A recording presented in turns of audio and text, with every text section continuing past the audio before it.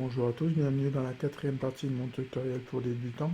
Dans les vidéos précédentes, on a construit le puits en pierre et la structure en bois. Si vous n'avez jamais touché Blender et que vous découvrez mes tutoriels par cette vidéo, je vous invite à d'abord regarder les 3 vidéos précédentes parce qu'il y a beaucoup de choses dans les 3 vidéos précédentes que j'explique et que je passerai assez rapidement sur cette vidéo. Donc si vous n'avez jamais touché Blender, je vous invite à voir mes 3 premières vidéos. Aujourd'hui on va finir la modélisation de notre puits. Donc on a fait la partie centrale en pierre, on a fait la partie en bois. Je vais vous montrer ce qu'on va faire aujourd'hui. On va finir la modélisation, donc on va finir les tuiles, on va faire le sol avec les pierres.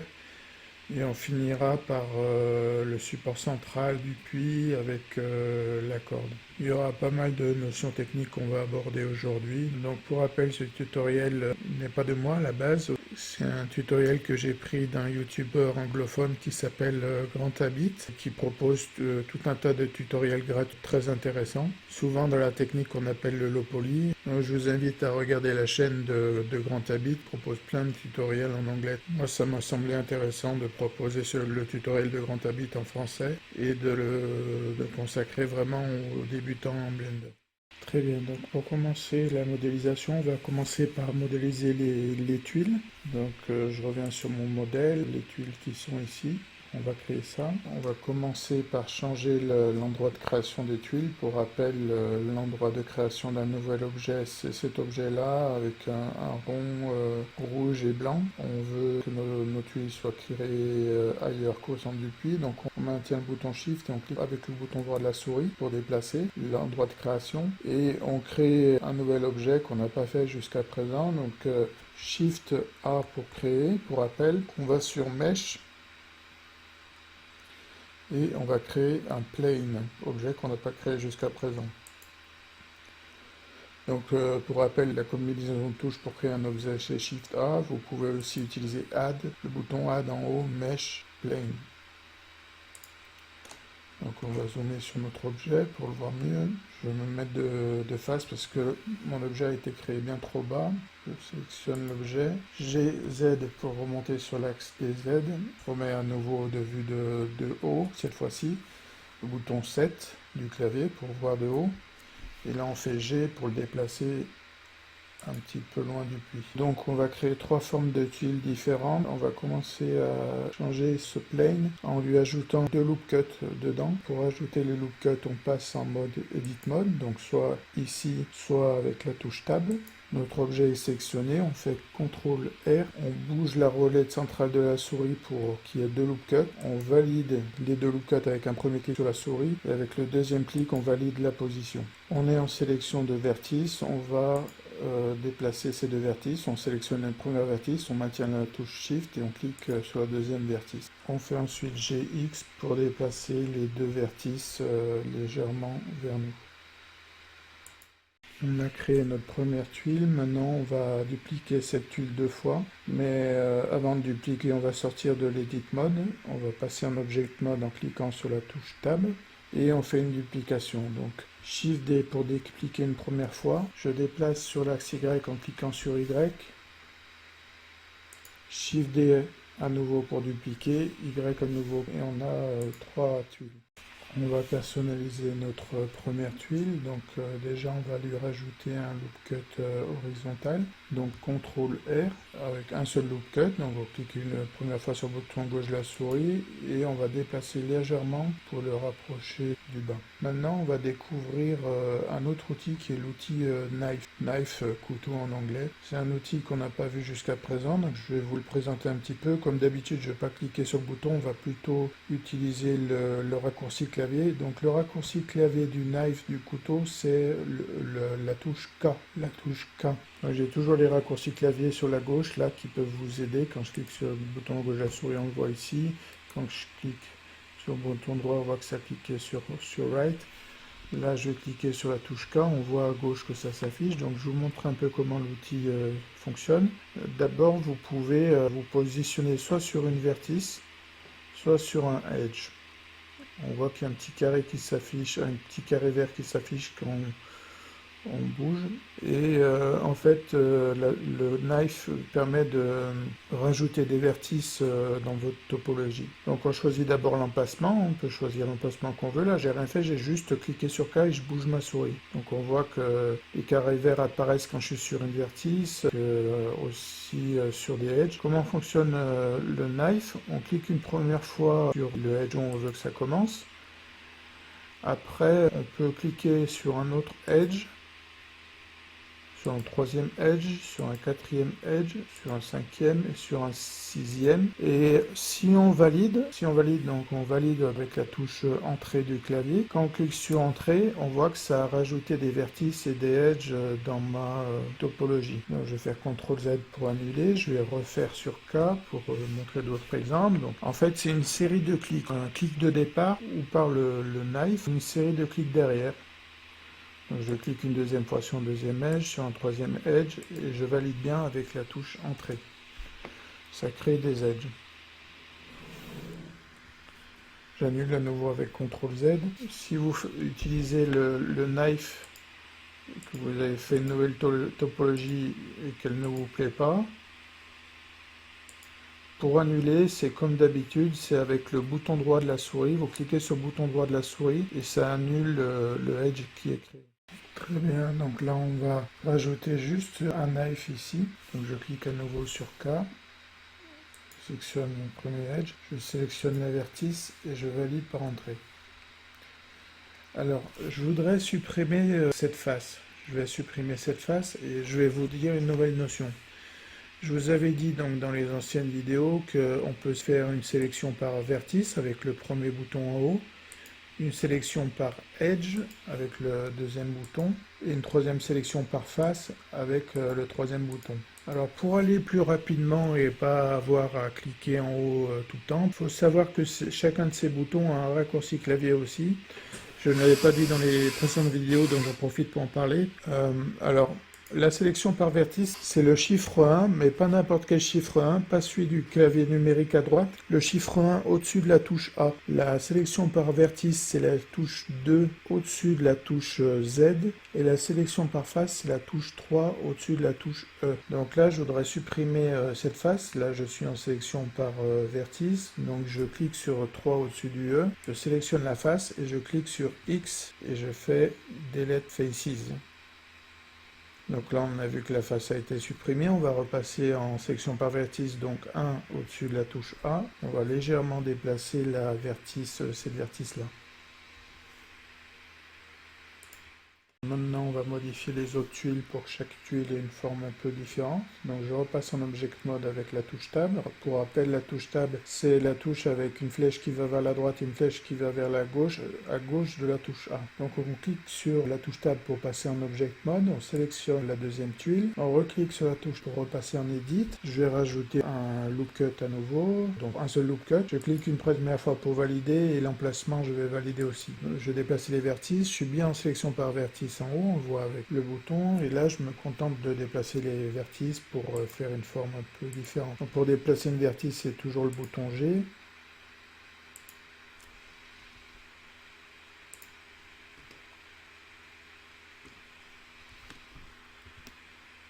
Je fais des choses un petit peu différentes pour rendre cette tuile.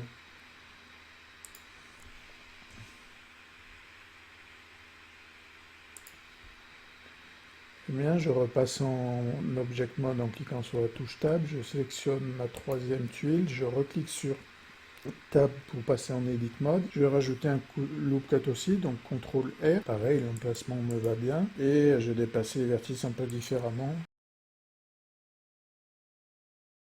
Donc là, je repasse en Object Mode, on a bien trois tuiles avec des formes différentes. On a nos trois tuiles, notre problème c'est qu'elles sont plates. On va leur donner de l'épaisseur avec une nouvelle commande. On va d'abord sélectionner tous nos objets. Je sélectionne d'abord un objet, je maintiens la touche Shift et je sélectionne mes trois objets. Je repasse en Edit Mode avec la touche Tab.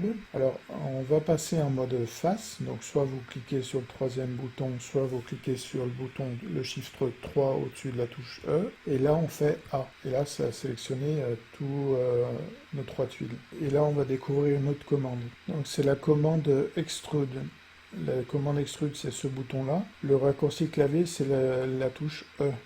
La touche E. Donc l'extrusion permet d'extruder. Vous verrez mieux par la pratique. On va se mettre légèrement en biais. Et on va faire EZ pour extruder vers l'axe Z. Et là, vous voyez ce que fait l'extrusion. À partir d'objets sélectionnés, les objets sélectionnés sont déplacés sur un axe, puisque j'ai fait E, j'ai relâché la touche E, j'ai cliqué sur Z pour lui dire d'extruder sur l'axe Z. Et voilà, donc là maintenant j'ai mes tuiles avec de l'épaisseur. Donc retenir ce bouton, c'est un bouton qui est beaucoup utilisé en modélisation, on utilise tout le temps l'extrusion, c'est très important de retenir. La touche E pour extruder, là on a vu une des possibilités, l'extrusion de face, ça marche avec l'extrusion de vertice, l'extrusion de edge aussi. Alors pour rappel, je vous invite vivement à noter toutes les nouvelles commandes que vous apprenez à chaque fois et à arrêter ma vidéo et à faire la modélisation en même temps que moi. Je vous invite évidemment à créer le puits en même temps que moi pour que vous appreniez vraiment les commandes. C'est important aussi de les noter, de noter la commande E pour l'extrusion, de pratiquer et d'essayer et réessayer encore. On a créé nos 3 tuiles de base, maintenant on va commencer à créer la première rangée de tuiles pour le puits. Donc on va repasser déjà en Object Mode avec la touche Tab. On va rapprocher un peu les tuiles. GY pour déplacer la tuile et la rapprocher de l'autre. Je sélectionne une autre tuile GY à nouveau pour rapprocher. Maintenant je vais me mettre en vue de face et on va faire une rotation sur les objets. Donc je sélectionne ma première tuile. Je fais une rotation avec la touche R et je fais une rotation sur l'axe X en cliquant sur la touche X. Ok, je sélectionne une deuxième tuile, je fais RX à nouveau pour faire une rotation. Je reviens sur la première, je vais moins la tourner. La troisième tuile, RX à nouveau. Voilà. Je déplace mes objets, donc GY pour déplacer la tuile juste en dessous de l'autre. Je sélectionne mes deux tuiles, GY pour les déplacer en dessous de la première tuile. Je le remonte un petit peu, on n'est pas trop mal. Donc on va regarder un petit peu. Alors je les ai mal placées mes tuiles, donc je vais mettre en vue de haut donc 7, en cliquant sur la touche 7 du clavier numérique. Je vais mal placer mes tuiles, donc je vais annuler. RZ de cette tuile, RZ de cette tuile, et RZ de cette tuile. Donc là je fais un G pour déplacer cette tuile, je fais un G pour déplacer l'autre tuile. Maintenant je sélectionne toutes, je clique sur G pour déplacer les tuiles, je clique à nouveau sur G pour les déplacer. On va faire 3 rangées de tuiles. Je vais faire une première rangée et donc je vais dupliquer les 3 tuiles. Je sélectionne les 3 tuiles, je fais Shift D pour les dupliquer, je fais X pour déplacer les tuiles dupliquées sur l'axe X, je fais un nouveau Shift D pour déplacer les 3 tuiles, X pour déplacer sur l'axe X, et je pense qu'il faut que je duplique une autre tuile, donc je fais Shift D pour dupliquer, X pour déplacer sur l'axe X, et là on est pas trop mal. Je vais quand même vérifier que les tuiles se chevauchent bien en regardant. Oui, là on voit qu'elles sont bien chevauchées, qu'on n'a pas eu des erreurs dans nos rotations et autres manipulations. Maintenant on va créer notre deuxième rangée de tuiles. Donc on va sélectionner la première rangée et la dupliquer. On sélectionne tout. On fait Shift D pour dupliquer et là on fait Y pour le déplacer sur l'axe Y. Je vais déplacer légèrement la deuxième rangée pour qu'elle soit plus sous la première rangée, donc GY à nouveau, voilà, plutôt comme ça. Et on va pencher les deux rangées pour que chaque rangée apparaisse sous l'autre rangée. On fait RX pour légèrement pencher. On resélectionne les autres. Toujours en maintenant Shift, on clique sur le bouton gauche. On fait à nouveau RX.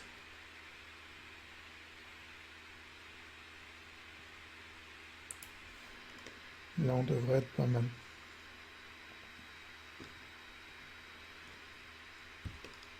Alors, Pour que ce soit pas trop régulier, que ce soit un peu plus joli, on va déplacer légèrement la rangée du haut. Donc on fait GX pour faire en sorte que le milieu des premières tuiles apparaisse au début des autres.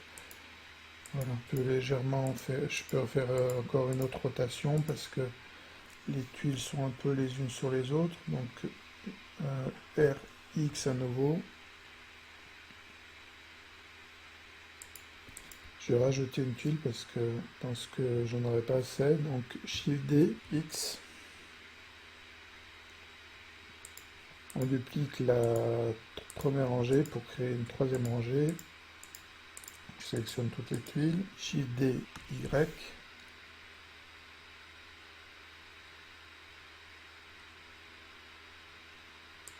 Je vais légèrement décaler. Je vais décaler pour qu'il n'y ait pas de répétition dans l'enchaînement des tuiles. Donc GX pour déplacer.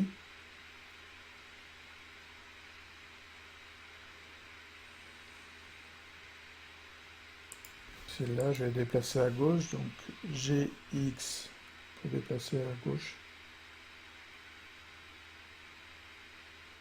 Très bien, donc on a nos trois rangées de tuiles, mais on voudrait les rendre un petit peu plus funky, on va dire, en déformant un petit peu chaque tuile pour donner moins une impression de monotonie. Déjà, on va se mettre en vue de haut, donc vue 7, et on va faire une chose, je vais vous apprendre une nouvelle commande. On va créer de toutes ces tuiles individuelles un objet unique. C'est une nouvelle commande pour ça, donc je vous invite encore une fois à la noter, à la pratiquer. Donc la commande pour faire en sorte que plusieurs objets deviennent un seul objet, c'est la commande CTRL-J. CTRL, je maintiens la touche CTRL appuyée, et tout en maintenant la touche CTRL appuyée, je clique sur J. Et là, on n'a plus plusieurs objets, on a un seul objet, c'est devenu un seul objet. Alors, pour apporter un peu d'imprévu dans la succession de tuiles, je voudrais en étirer certaines, en réduire certaines, etc. On va faire en mode sculpting. Donc, on n'a pas du tout vu ce mode-là. C'est un mode sculpture, c'est un mode particulier de Blender avec tout un tas de commandes de sculpture. Vous cliquez sur Sculpting et je vous invite à cliquer sur le bouton Grab. Par défaut, vous devez avoir le bouton Draw enfoncé, celui-là. Je vous invite à cliquer sur le bouton Grab, qui représente une boule avec une sorte de petit cercle jaune dessus. Alors moi, la version de Blender que j'ai, c'est la version 2.92. Donc c'est la dernière version. Si vous avez des versions plus anciennes de Blender, il est possible que certains de ces boutons n'apparaissent pas. Vous aurez peut-être beaucoup moins de boutons. Et vous aurez peut-être beaucoup moins de boutons, ils seront peut-être sur une seule ligne aussi. Paramétrer mon Blender pour que ça apparaisse sur deux colonnes. Mais ce bouton-là Grab, vous devez l'avoir. Même si vous avez une version avant 2.82, voire une version 2.7 de Blender, vous devez avoir le bouton Grab. Donc on va se mettre déjà un petit peu plus de vue de haut pour voir ce qu'on fait. Et puis là, on va se contenter de tirer un petit peu les tuiles, d'étirer un peu les tuiles, de certaines de les rétrécir.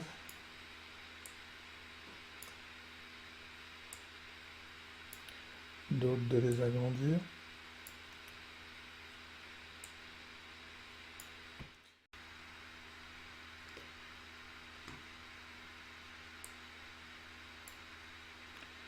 Donc avec le mode sculpture, donc on peut un peu plus faire des choses un peu plus artistiques. On est vraiment dans de la sculpture, donc on a différents boutons de sculpture. C'est un mode, le mode sculpture, qui mérite un tutoriel à lui seul complet parce qu'il y a énormément de boutons. On est vraiment sur de la sculpture, on travaille pas vraiment avec des vertices, on sculpte vraiment. C'est un mode intéressant pour ça.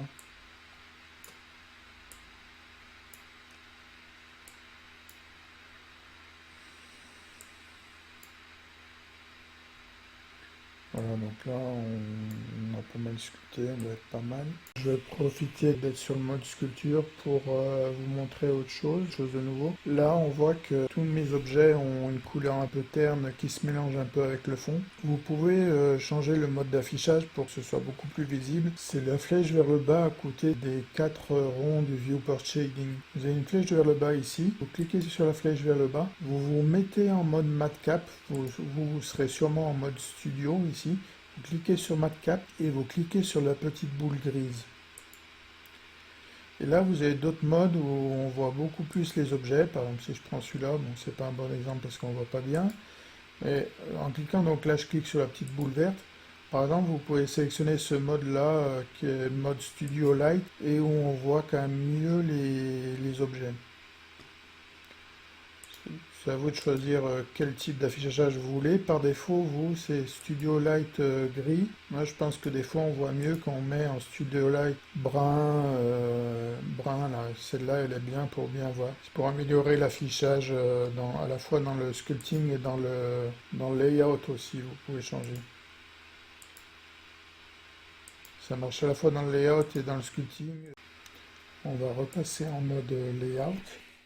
Alors, pour info, un objet qu'on a lié, donc tout à l'heure on avait des tuiles individuelles, maintenant on a un seul objet, on peut le délier aussi. Pour ça, vous devez aller dans l'Edit Mode, donc Edit Mode ici ou la touche Tab, et vous cliquez sur la touche P, c'est la touche P pour séparer. Là, vous avez un menu qui apparaît et vous devez sélectionner la troisième option, Separate by Loose Part. By Loose Part, ça veut dire par objet en fait. Il a gardé quand même l'information qu'il y a plusieurs objets. Donc si vous faites Separate by Loose Part, à nouveau, vous avez des objets individuels. On va le voir, on va repasser en Object Mode. Et en Object Mode, on peut à nouveau sélectionner un objet individuellement. Donc pour lier plusieurs objets, c'est CTRL J pour rappel. Pour délier les objets, il faut être en Edit Mode avec l'objet sélectionné et cliquer sur P et choisir l'option Separate by Loose Part. Là, on va faire autre chose parce que tous les objets ici ont pour point pivot ce point ici, là, le petit point jaune. Nous, on voudrait que chaque objet retrouve son point pivot. Donc on va tout sélectionner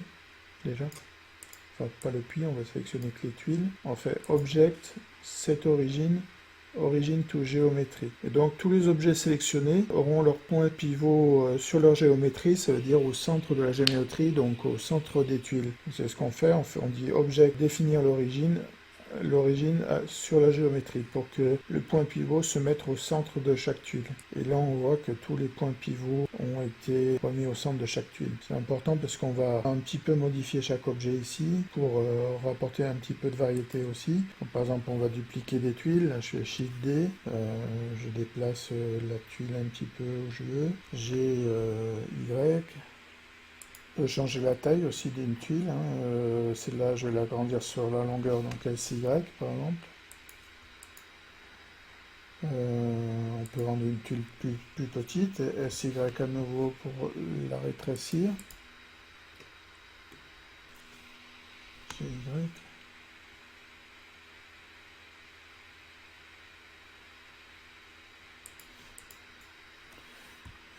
Je vais dupliquer celle-là, Shift D, GY.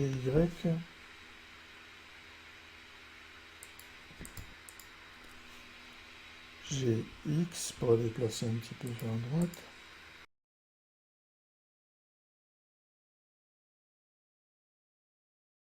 On peut aller en Edit Mode après aussi, donc tabulation pour l'Edit Mode. Là, on va tout sélectionner.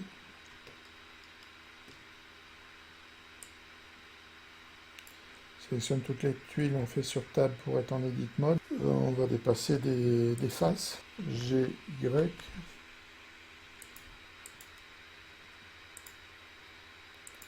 On va plutôt déplacer des vertices, c'est mieux. GY.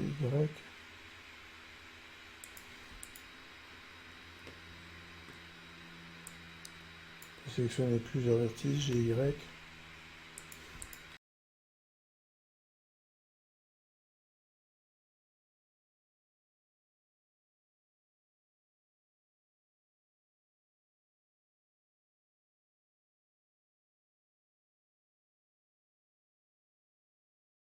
Très bien, donc on va relier les objets à nouveau parce que je voudrais les positionner en haut sur la structure en bois et donc ça me va mieux de les lier en un seul objet. Donc comme on a vu ensemble, on peut lier, délier autant qu'on veut, donc autant en profiter. Donc c'est CTRL J pour lier, voilà. On va changer l'origine pour l'afficher au centre de l'objet. C'est quelque chose de relativement important parce que l'origine sert à la rotation, entre autres. La rotation se fait par rapport au point pivot. Donc si votre point pivot est mal placé comme ici, ça va faire une rotation autour de ce point pivot et donc ça va pas faire une rotation au niveau du centre. Donc cette origine est important. Donc on peut cliquer avec le bouton droit sur l'objet. On monte, on clique sur cette origine et origine to géométrie. Et là, notre point pivot est bien au centre, donc la rotation sera bien. Je vais voir de côté, je vais mettre donc 3 sur le clavier numérique. Pour voir de côté, on fait GZ pour monter les tuiles, GY pour déplacer sur l'axe Y. Et là, on va faire un RX pour faire un pivot autour de l'axe X. On peut aussi agrandir sur les axes de l'objet. On va essayer. Dans la précédente vidéo, j'expliquais, c'est l'option normale si on veut par exemple que ça agrandisse sur l'axe des Y de l'objet. Donc là, je suis passé en normal et je voudrais que l'axe des Y de l'objet agrandisse. Donc c'est cet axe-là. On va essayer. Donc SY. Oui. Donc oui, c'est normal, les Y, ça grandit en largeur. On va de nouveau faire SY et on va réduire un peu, parce que c'est pas ce qu'on veut. Ça va plutôt le SX. Et là, on est bien sur l'agrandissement des X de l'objet. C'est-à-dire qu'on n'est pas plus du tout sur le X du plan, on est sur le X de l'objet. C'est le X de l'objet qui est utilisé. GX. Je vais repasser en normal, en global, pardon. Je vais refaire une rotation parce qu'il est légèrement trop penché. Une rotation sur les X du plan, donc RX. Voilà. GZ pour descendre un petit peu. Voilà.